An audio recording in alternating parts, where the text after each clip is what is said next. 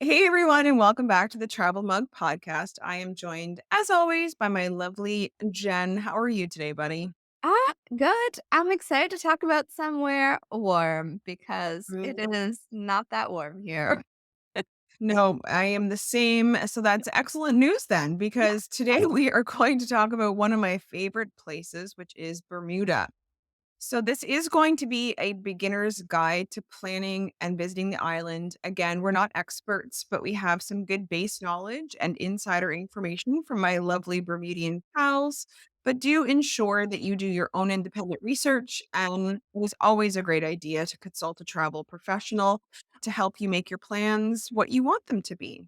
So I definitely wanted to do this episode as I have been to Bermuda 4 or 5 times.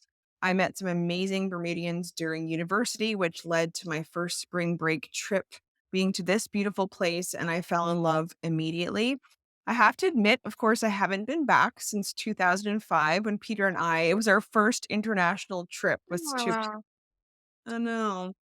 But I have reached out to some folks for up to date insight, as I'm sure things have changed, of course, since I've been there, such as new destinations or restaurants. So, specifically, thanks to one of our listeners, Joanna, she filled me in on some stuff. So, that's excellent. Now, let's dive in and learn a bit more about Bermuda itself. So, Jen, why don't you kick us off with a bit about the country? Yeah, I will. It's funny because my husband's best friend is from Bermuda as well. And we haven't been to Bermuda because we want to go when he's there, but he's in Florida. So I'll He see is him in never Florida there. soon, but we haven't been to Bermuda yet, but we also have friends there. So Bermuda is a small yet beautiful, so I'm told, island.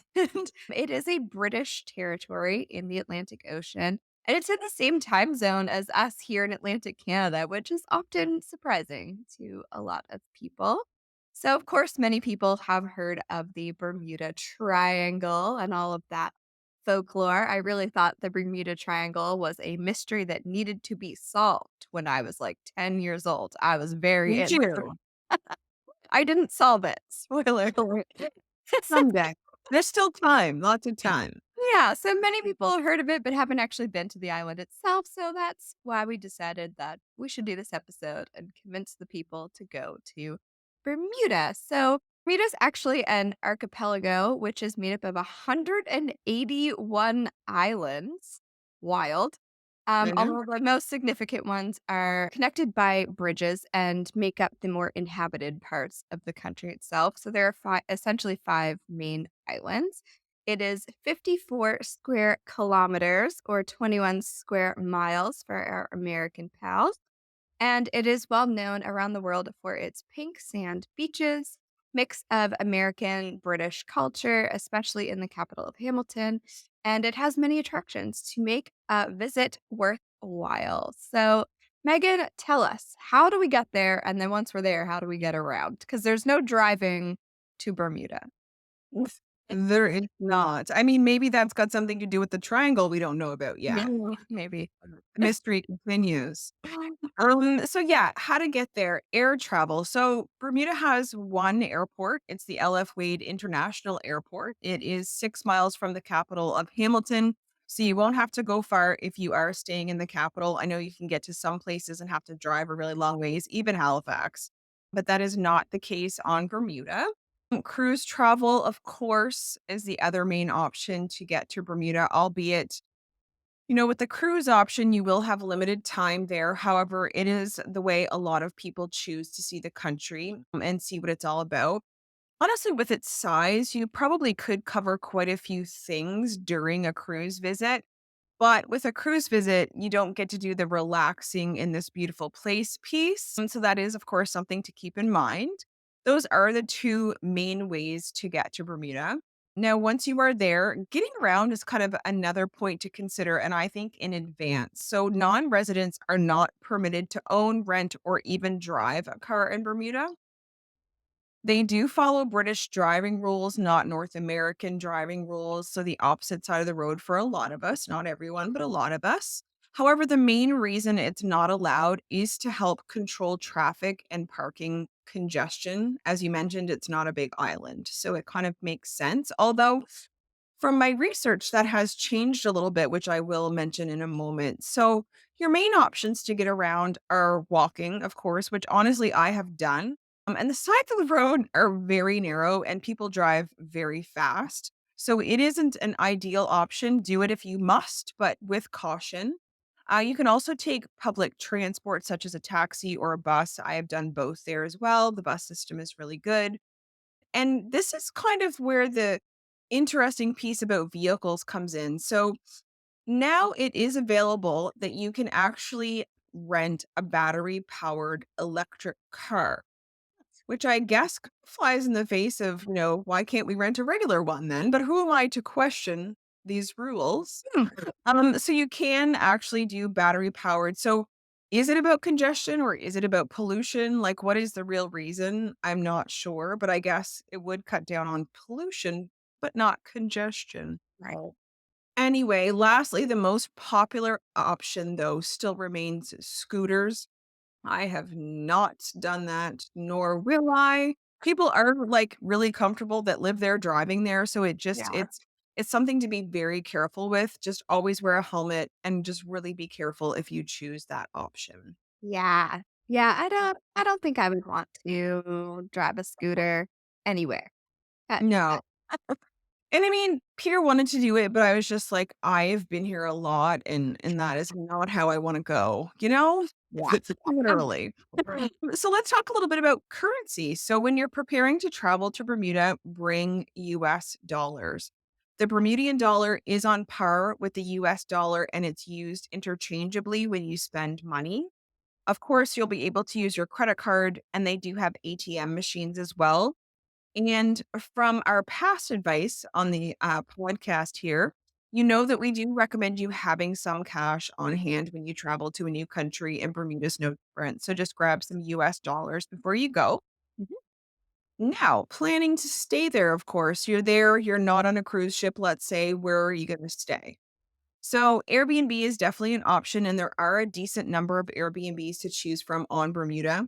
Last time I was there, Airbnb was not even a thing.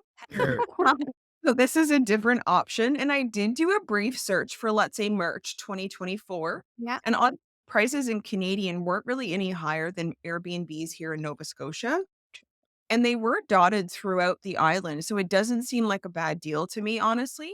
But of course, it's always gonna depend on the time of year you're visiting, so do your research, book early as always. They also do holiday rentals. So for bigger groups, there are other sites that offer the option to book like a larger house or a cottage with more bed options to sort of meet larger group needs as well. And then are hotels, of course, luxury hotels, a lot of them are, especially in Hamilton. So you need to be prepared to pay for the luxury, but if you can, you are going to enjoy a variety of choices you will have essentially, and you can really look those up really easily. There's a ton of hotel options there for such a small place. Mhm. I have to confess though, I have been really lucky and I've only ever stayed with friends on my visits. Right. But I have to admit, it would be fun to sort of go and be a complete tourist, meaning sort of staying on my own like a big girl. So Yeah. maybe I will do that someday. Yes, maybe someday. We were getting ready for this episode, and then I was immediately, like, looking at flights to Bermuda because I was like, "Now I wanna go." And, sadly, we have lost our Halifax direct I flight to know. Bermuda, but, maybe we're getting some flights back, so maybe it'll come back. But our friend who's from there, his parents have an Airbnb, like a basement apartment Airbnb. Oh, So, nice. I know, I'm like, "Woo, we could just rent that one." Why not? Right? All right. So let's talk about the things to do when we're in Bermuda. Definitely. And it's a small place, but there are a lot of different options in Yeah. terms of stuff to do. So let's talk beaches first and foremost. So what you need to know about Bermuda beaches is that you're not going to be disappointed. They have the brilliant blue water that you imagine in your head, and they actually have pink sand. It is a little coarser because it is made of like crushed shells, but it's pink and you don't care. Like it's the most beautiful thing you'll see. And then some of the beaches have like white sand as well. The beaches they're heaven. I can't explain it any other way. My favorite is the classic Horseshoe Bay, which is located in Hamilton Parish. So aptly named for the shape of it is a horseshoe. And it is one of the ones that has pink sand. And I remember going there in February 1995. It was empty, of course, because locals know better. Why are they going to the beach in February? But my best friend Meredith was there with me, and we were in literal awe. I had never seen anything like it. And we do come from an island completely surrounded Well, by beaches ourselves, yeah. but not that look like that. And it has really left a lasting impression on me for sure. It is a free public beach with lots of amenities as well, including being able to rent water equipment, beach chairs. There's restaurants nearby as well. Other beaches of note, although again, you literally can't go wrong, are Shelly Bay Beach, which is more shallow. It does have a playground. So if you're going with kids, that could be a good option. And the same for Clearwater Beach as well. Jobson's Cove has beautiful pink sand. It is great for snorkeling. And there's also very popular Elbow Beach nearby, which has an exclusive beach resort, as well as the busy cruise ship port is nearby. So you probably should keep that in mind. Yeah. If crowded beaches aren't your scene, Bermuda is dotted with hidden coves and smaller beaches as well. You will find somewhere quiet to enjoy the beach. With a bit of research or like chat with a friendly local, I'm sure they'll be open to sort of sharing a couple of different spots with you. Next is the town of St. George's, so the site of the first English settlement on Bermuda with old cobblestone streets and wee little cottages. Here you can walk the pedestrianized Water Street, visit the unfinished church, and then take a walk over to Tobacco Bay, another beach for swimming and snorkeling. And you can get to St. George's from Hamilton via ferry from April to October. And it's definitely an area with a lot of history, so something you shouldn't miss. Mm. Yeah. Yes. What do you think? What's your, research telling you on where people should go? Well, right. So the place that I have heard of, but have not been, obviously, is nestled in an area that the Bermudians call Tom Moore's Jungle. So Hmm, that is Blue Hole Park. So the park itself is 12 acres with caves, mangroves, which are trees that grow in salt or brackish water. By the way, I had to look that, you I know. love that. Research and a little learning component. Exactly. So the next time you're at trivia and they ask you what a mangrove is, it's a tree that grows in salt or brackish water. There you go. Anyway, the blue hole itself is a large, deep pool where you can go swimming or even cliff diving if you are brave and have good travel insurance. Uh, Mm, the that's park fine. is free to visit and there is parking. Well, you can't drive yourself there, but well, I guess you could in your electric vehicle or scooter. Right. It sounds like a great day to me, and it's also within walking distance of our next spot, which is Grotto Bay Beach Resort. So it has lovely caves that you can swim in and have a massage in. It's also very close to the airport, which is nice. So if you're looking for like luxury resort vibes, this looks like the place for you. It's the only all-inclusive resort in Bermuda, and it features two private beaches with 11 colorful cottages in traditional Bermudian architecture overlooking the amazing clear turquoise waters and dotted with small islands. So, like I said, it's within 5 minutes of the airport, but it also is within a short driving distance of two amazing golf courses as well, if golf is your thing. But the best part is the cave spa. I I hope we can show you a picture on Instagram because like it is amazing. The cave is over 500,000 years old and Wow. you're like in a hut floating over the water in this cave and that you can get spa treatments, massages, mud wraps, etc. It looks very luxurious and very fancy. I uh Found it. I don't know if I looked at the prices. I probably don't want to know. Wow. It's maybe out of our price range, but maybe some of our listeners are gonna go for it. Yeah, And why not? someone should. They should. For Yeah. us. For research. For science. Let us know. Let Yeah. us know. Awesome, because next spot I wanted to talk about is also close to that location as well. So, Crystal and Fantasy Caves, they're located coincidentally at 8 Crystal Cave Road in Hamilton Parish. Yes. They are natural underground wonders discovered accidentally by two young boys. So, these caves will take you, if you do both, about an hour and 15 minutes, and reservations are recommended. So the water is crystal clear, and you do a guided tour, which gives great insight into the shapes and formations within the cave, which have formed there over millions of years. I have visited a few times. It's a cool experience that isn't too time consuming. So I do recommend it. And of course, there's a lot of people who don't enjoy doing things with a guide, but otherwise, you're just going to go down there and you would just look and be like, okay, cool. And then you would Yeah, leave. So this is one of those situations where it's good to sort of have some explanation. Now, to visit each cave is $24 or both for 35. And I want something I wanted to keep in mind as well for our listeners is there are a lot of steps down into the cave. So proper footwear is recommended and ensure that you as a human are able to climb back out. that's That's fair. Yeah. we will have to link to their page in our show notes if you do want to check that out.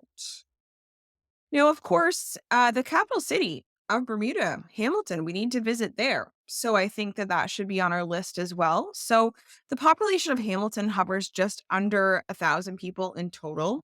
And it is not the most populated city in Bermuda. That is St. George's.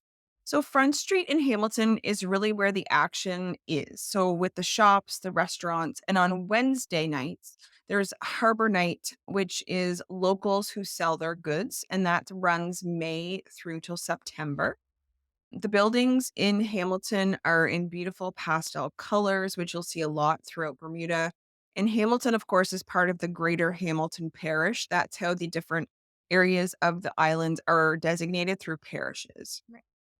Hamilton is also where cruise ships come ashore. You can, of course, find luxury hotels there, like we already mentioned.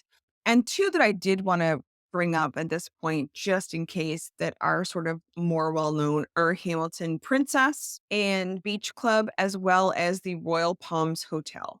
So, those are a couple of different hotels that are located literally in Hamilton. Now, you can also catch ferries out from Hamilton to other parts of Bermuda. And in my opinion, most of the things to see are outside of the city. And Mhm. you would maybe end your day there for supper and strolling along Front Street. So, Mm. unless you really want to do a lot of like luxury shopping, it's not likely where you're going to spend most of your days. Right. It can be a good home base. And like I said, a great place for supper, but if you're not there to, like, shop your socks off and spend all your cash, it may not be where you're spending your time. Makes sense. Yeah, what's next? All right. Up next is Gibbs Hill Lighthouse. So, if for amazing views, this is where you're going to want to head. So, it offers a 360-degree view of the island. Tickets are $2.50. Very, very cheap, even in this Very economy. reasonable. Yes. However, you do have to walk up the 185 steps to the top. So That's the that's catch. the trade-off. The lighthouse was built in 1844 and was one of the first lighthouse or was the first lighthouse in the world to be made out of cast iron, just fun fact. Mhm. And the bottom floor is also a restaurant where you can refuel after you do all of those steps or before. You might Yeah. need a protein boost Yeah. after that. And next spot, last thing we're going to talk about to do is for the history lovers to head to Commissioner's House. So it's within the National Museum of Bermuda. Tickets are $18 for adults. Children under 16 are free. I believe Mm. seniors were 15 bucks. So not bad.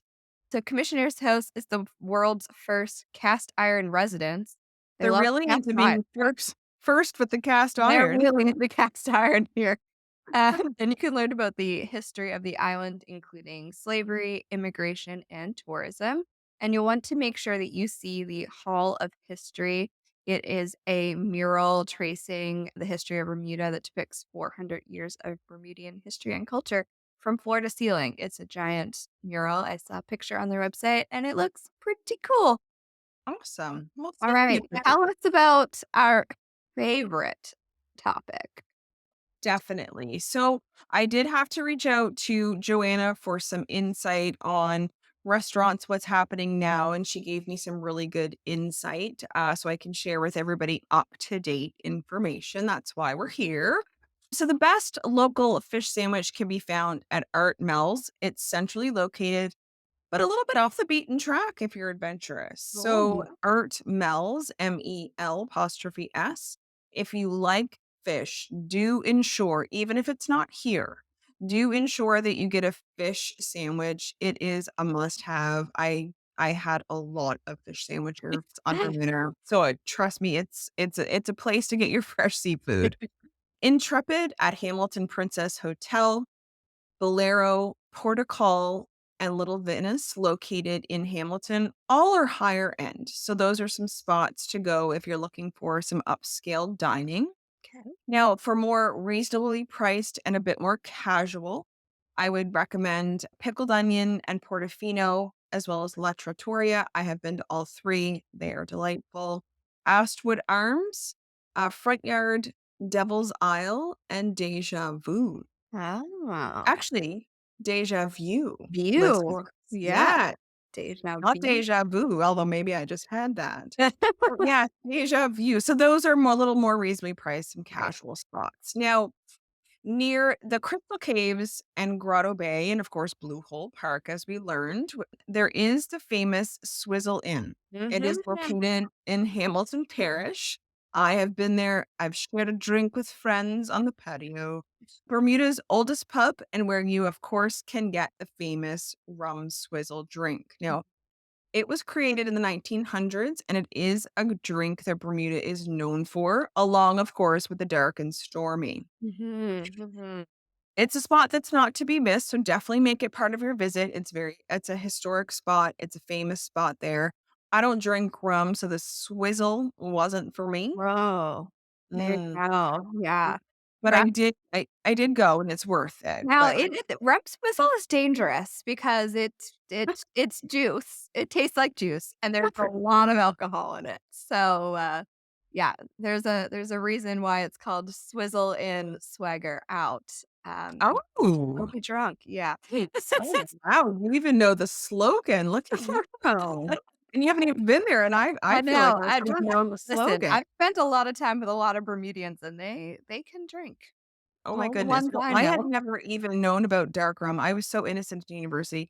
I didn't know about dark rum till I got there and met Bermudians, and I'm like, "Oh, Oh, this is some scary stuff," but they're into it. They drink responsibly. They know how it's done. right. They do. They do indeed. Now, there's some interesting things about Bermuda I think we should share. So let's talk about some fun Well, facts. the return of the fun facts. I feel like it's been a little bit since we've I done know. fun facts. So, fun fact number one, you're only ever 1 mile away from the ocean.